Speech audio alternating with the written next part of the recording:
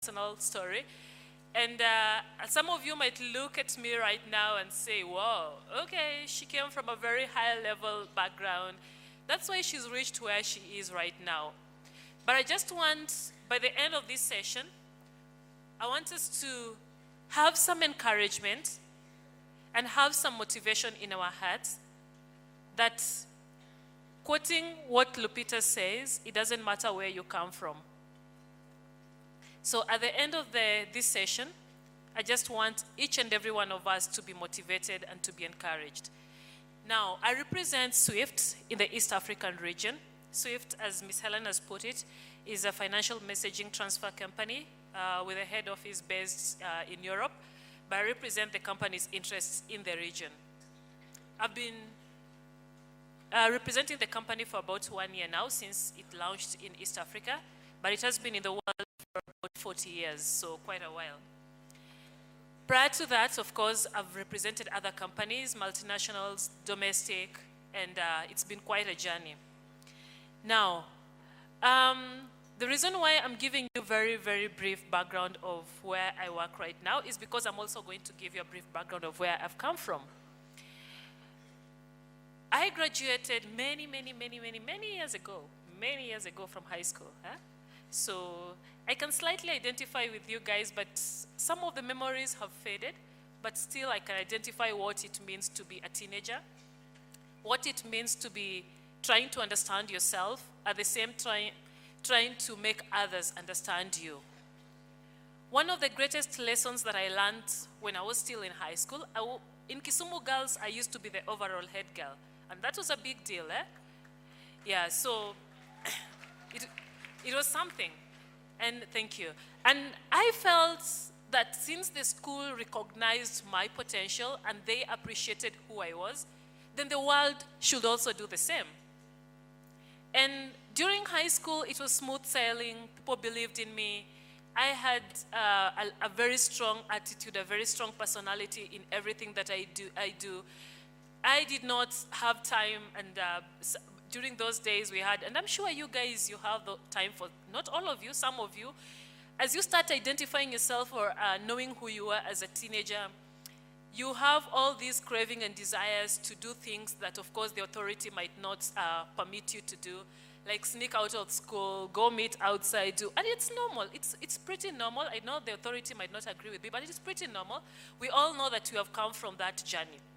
And there was one person who tried as much as possible to keep a very straight path.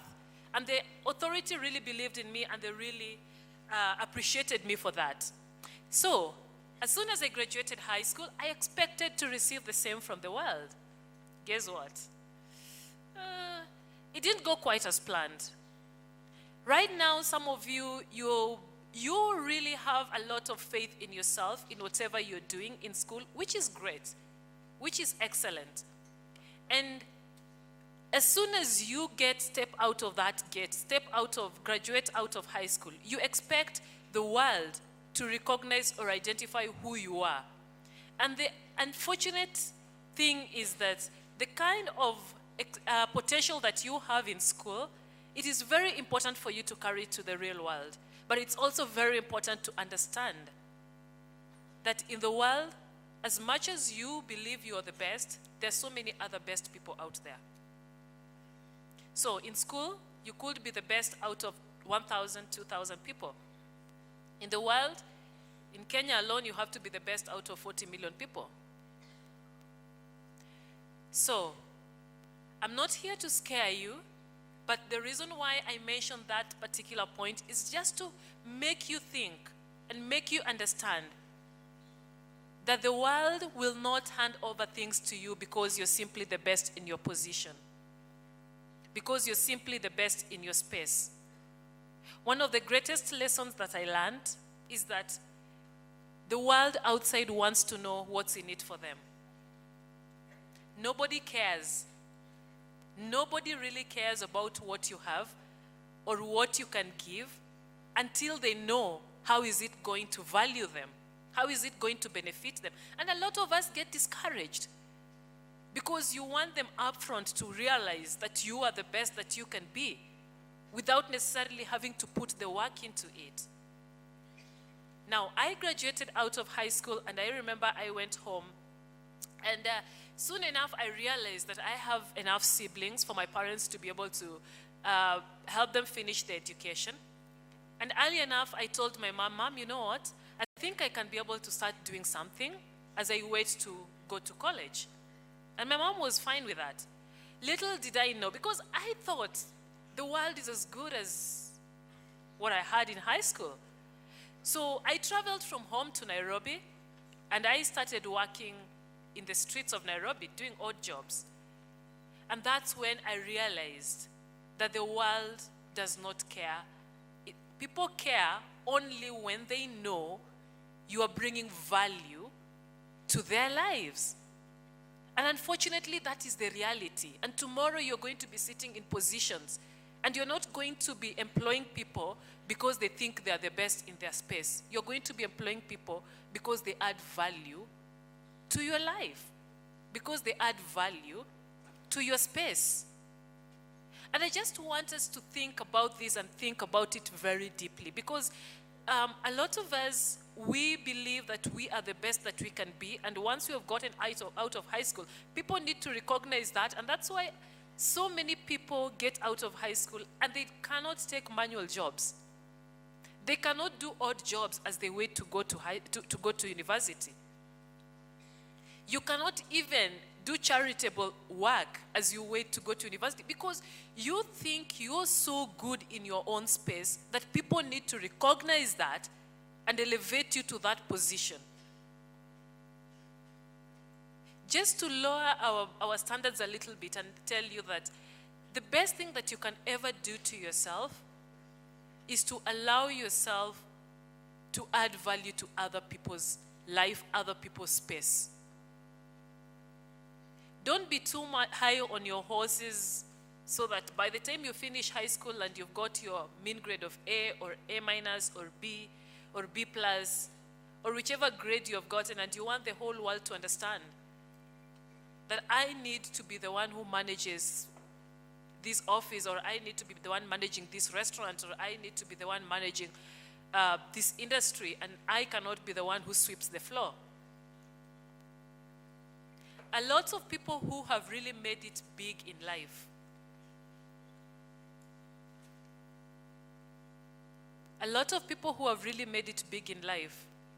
have very deep stories of where they started. And I just want each and every one of us to understand today that you are the architect of your life.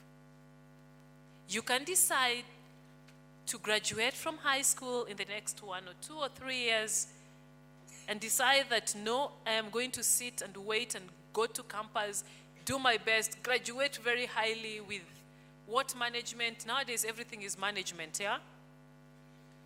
And once I'm done with space, it's because you don't have to wait until you're placed in position.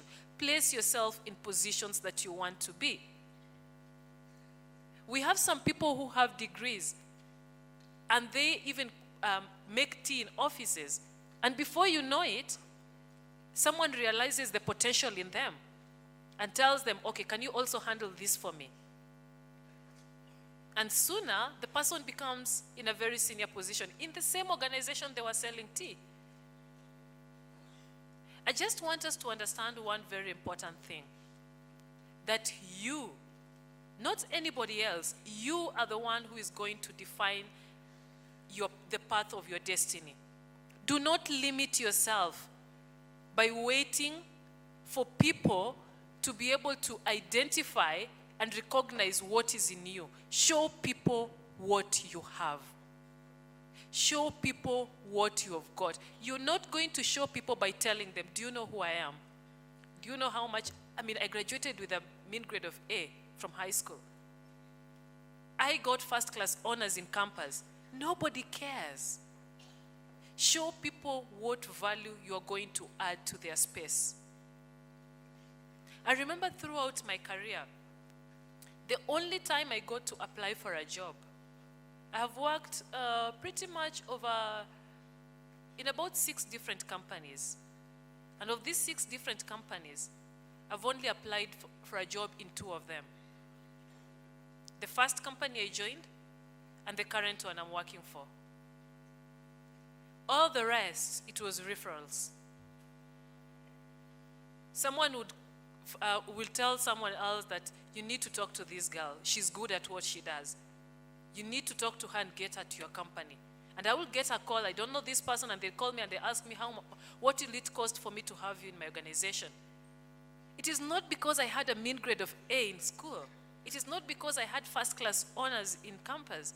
It is not because I had the best degree or the best. It is because I was able to show value on what I can be able to add to other people's space. If you cannot get out of your comfort zone to be able to do voluntary work, are we together? Show the value in you by getting out and getting your hands dirty. Again, I emphasize, you will realize once you graduate that nobody cares. They care when they know you are of value to them. I want to tell us a story, a biblical story. For those of us who do not believe in the Bible, this is purely a story. So you don't have to believe in the faith, you just have to believe in the story. In the book of 2 Kings, chapter 7, verses 3, there's a story of 4 lepers. I'm sure some of you are familiar with the story. Yes, story of 4 lepers. Now, the story begins this way. Once upon a time, there's this city called Samaria. Now, Samaria was under siege from the Syrians. Now, the city was sieged for so long because the cities those days were surrounded by big walls. It was sealed for so long that for a number of times, the city was hit by drought. There was no food because these cities, they used to live within the walled cities, and then they would go out of the city to plow, to plant their crops, to rear their animals. So a lot of food was found in the fields outside the city. So the city was sieged. Nobody could go out, nobody could come in. But there was these 4 lepers who were thrown out of the city because leprosy was considered an outcast. So they were thrown out of the city. And as they were out of the city, they were starving. They were hungry. And they were hiding. So one of them sat down and asked the rest. This is a very, very important question. Ladies and gentlemen, or boys and girls, this is a very, very important question. They asked themselves, why sitteth we here till we die?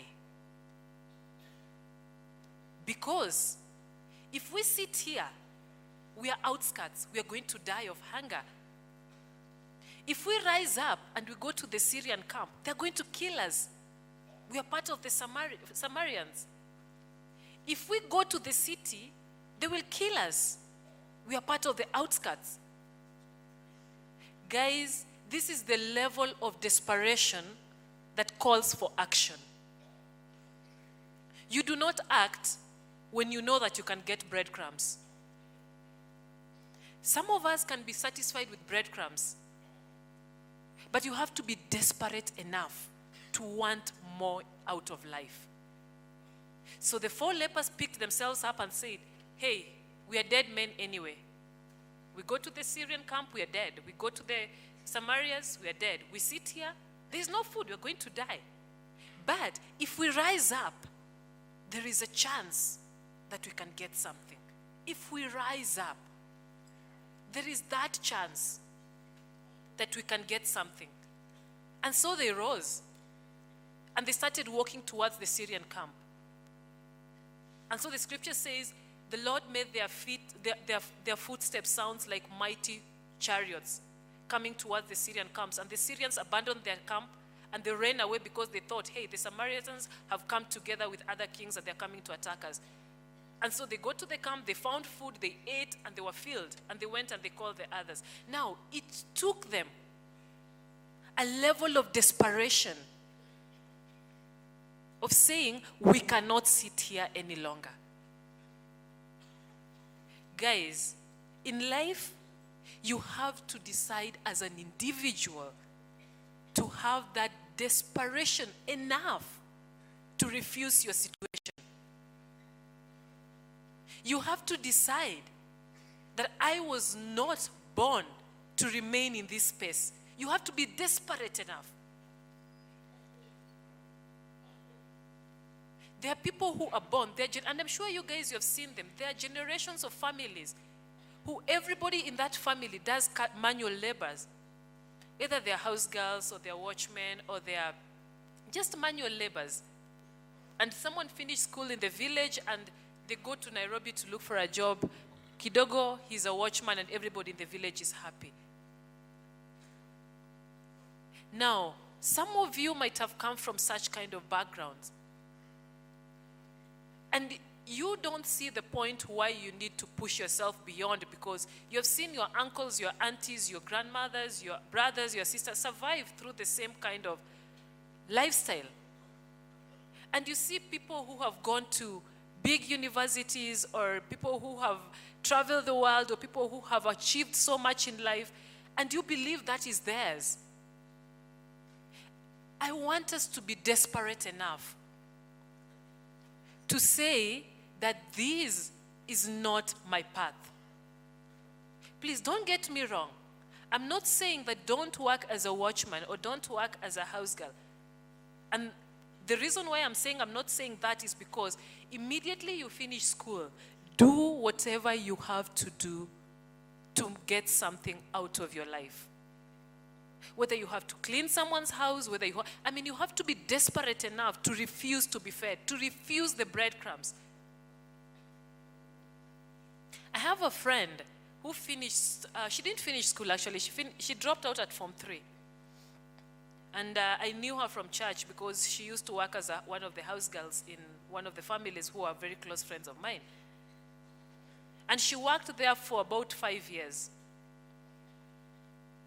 And the family decided to, because they saw how hard she worked and how honest she is, they took her to school. She finished high school.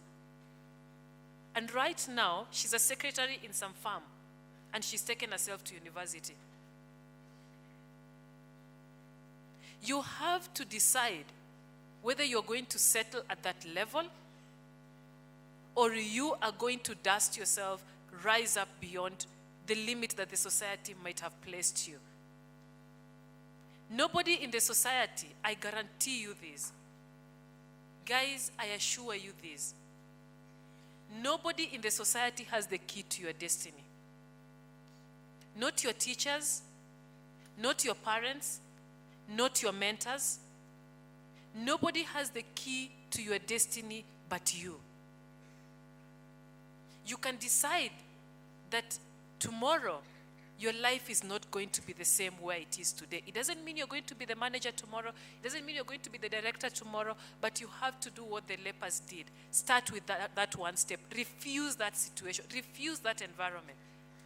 And once you have moved to that level, whether it's a voluntary position, whether it's you are making tea, whether you're a house girl, whether you are a watchman, whichever position you are, as long as you are not idle sitting somewhere, understand that that is not where you are stuck forever.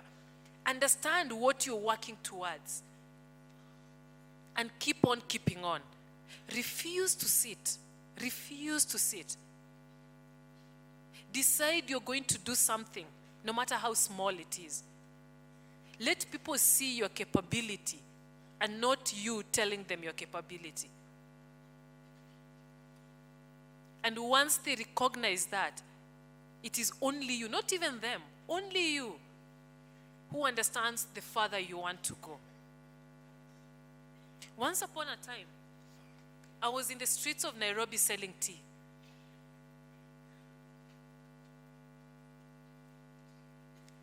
And it was in 2004, just after I finished high school. I was in the streets of Nairobi selling tea. And I remember as I was walking down to take the basket of flasks and cups to one of the chemists because I would hawk them around, I met with this girl we were together with in high school. And she was 1 year behind me. And she told me she's just finished school because she just finished that year. And now she's at Daystar University. And I felt bad because I knew I'm more than this. I can do better than what I'm doing. And I felt really bad. But I knew that that called for me to realize where I'm supposed to be, where I'm supposed to go. And fast forward, right now she's still working in the same company as a secretary, and I am where I am. It does not matter how rich someone else's background is compared to yours. It does not matter how privileged they are. It does not matter, ladies and gentlemen. What matters is that which lies within you. How bad do you want to change your situation? Because someone else might have the resources, you don't. Don't focus on that. Focus on how you're going to change your destiny. Let us not have this attitude of living our lives 10 years after high school, and all we can say is, my parents could not, my parents could not. No. Your parents have, right now, you have got the best opportunity. Some of you, you're being sponsored by Wings to Fly. We thank God for them. You have to purpose that after this, you are going to grab your destiny and run. Some of us seated here, you're going to be serving someone sitting next to you.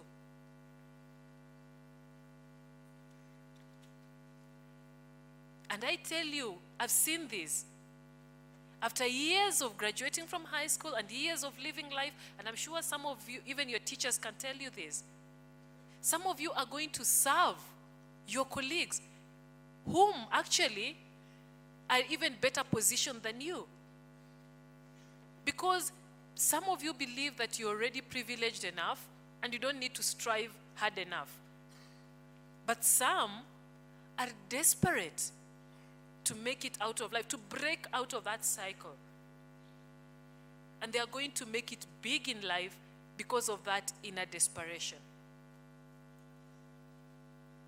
I remember once I was working in a restaurant in town in Nairobi. It's a small restaurant, good in terms of standards, but a small restaurant.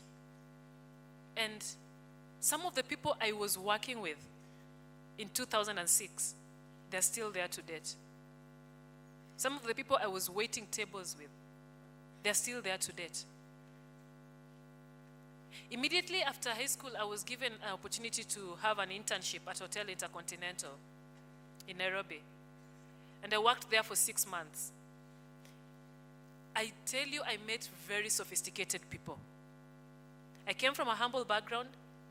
I met people who wore the best shoes in the industry, people who made their hair the most sophisticated way, people who were really classy. In my eyes, they were real icons. And I would look at them and I would marvel because they were real icons. Right now, I go to Hotel Intercontinental and guess what? They serve me. The same people. We would bump into each other in the lockers as we were changing, as we get to work. I would sit down there in the bench and look up to them and marvel at how perfect they were. We would leave, we would go to the kitchen, and of course, I would do all the donkey work because I'm the young one, the new one. And I would just like the way they move. And I really wanted to be part of their crowd because they were very sophisticated. But now I sit there and they come and ask me, Madam, what can we serve you? That is life, ladies and gentlemen. You have to decide. It has to burn within you, strong enough to decide that your situation is not going to remain the same. I wish I could stand here and tell you that there's a specific formula for unleashing your potential. But that formula, ladies and gentlemen, if you're going to forget anything I've said, please don't forget the story of the lepers. It's the story of desperation. How bad do you want it? I remember once I was going to a cousin's house. My brother had just passed away and we were going to meet with my cousin. And as we walked into his house, something caught our eye. And I never forgot that quote. It was a calendar. And below the calendar, it was written, Shida haijapandwa kwako. Did you get that? Shida haijapandwa kwako. Ladies and gentlemen, do not take your situation to be your destiny. Do not take your current status, where you are at the moment, and make it define your destiny.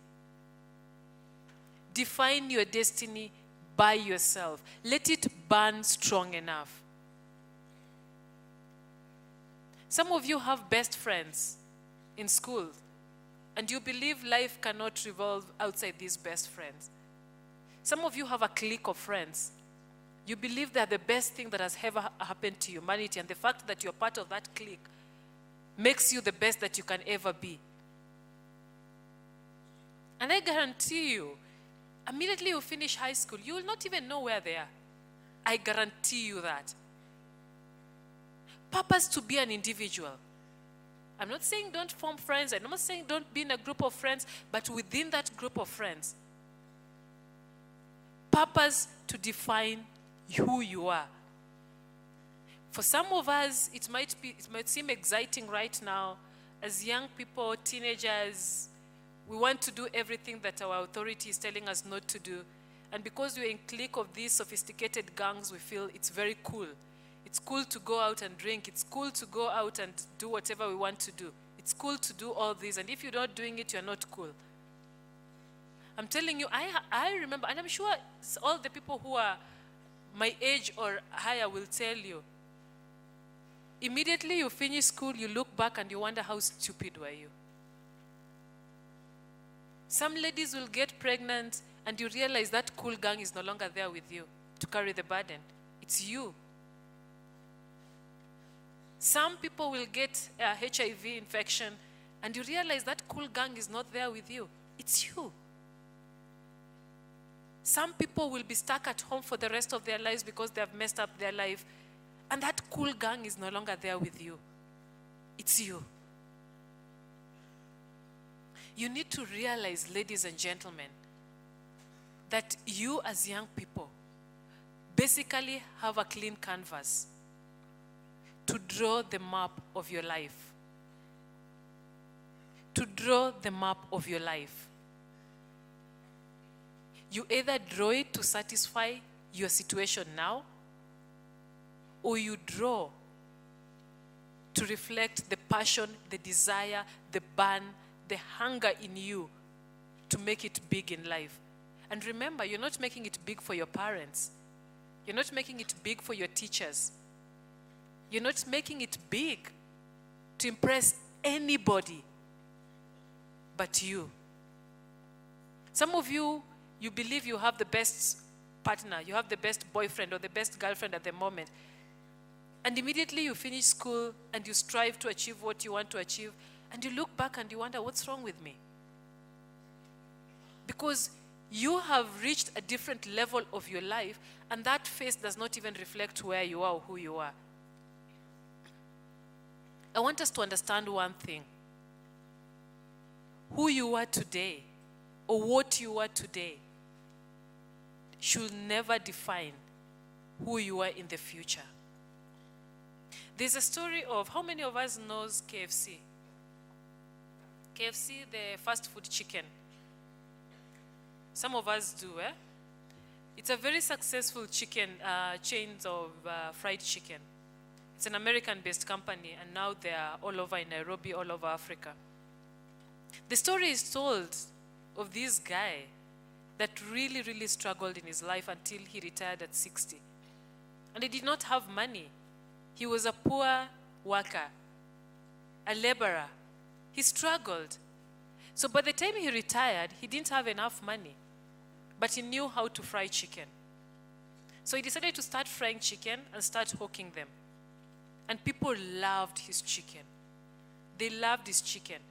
To cut the story short, the guy died a billionaire, and he's the owner of the chains of KFC fried chicken. Now, this guy realized his potential very late. All he thought he's good at all his youth was to serve others, to work for others. He never stopped and asked himself, what can I do to make myself better?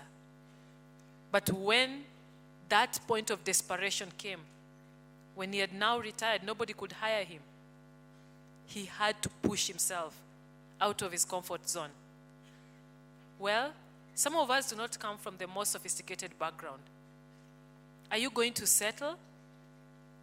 Or are you going to push to get out of your current comfort zone? It might not be the best zone, but unfortunately some of us has made it our comfort zone. So ladies and gentlemen, I just challenge you this day to decide that the position where you are at the moment is not where you want to be. We thank God for our parents. They brought us in this world. They positioned us where we are. They have enabled us to reach where we have reached. But you have to have that burn within you. Not to fit in a crowd, not to fit in with your parents, not to fit in with the community, but to break forth beyond any barrier that you think life has thrown to you. Let me finish by saying this, guys. One thing that you need to understand is the world really, really frowns at sympathy. There's so much, everybody has issues going on for them. Everybody. And one thing I realized is that nobody wants to sympathize. They get tired. I don't like sympathizing all the time. Okay, I'm a sympathetic person. I will listen to you once or twice. The third time I'll wonder what's wrong with this person. Can they get their lives together? What am I trying to say? Don't live to be that person who always have situations to tell. My mother once told me, usipake shida kama mafuta kwa uso. Don't walk around displaying your situation or your problem, expecting the world to sympathize at you. The world does not sympathize at you. The world wants to know, what can you give? Did you get that? Did you get that? Because some of us think we can use our background to justify why we have not made it in life. Some of us think that we can use the oppression that has been done to us to justify why life has been so unfair to us. Let me break your bubble by telling you, you're better off explaining to the world. No, you're better off explaining to the world your success than explaining to the world your failures. Because nobody cares. I'm going to repeat as I close what I started by saying. People do not care who you are, what you are. They do not care about your rich, poor background. People care what value you are adding to their space. So purpose to be that individual who is going to add value in order to get value. You have a clean canvas, draw the map of your life, where you want to be. Decide to serve or to be served. Decide to settle or to be desperate enough to break forth and achieve your potential. Thank you, ladies and gentlemen.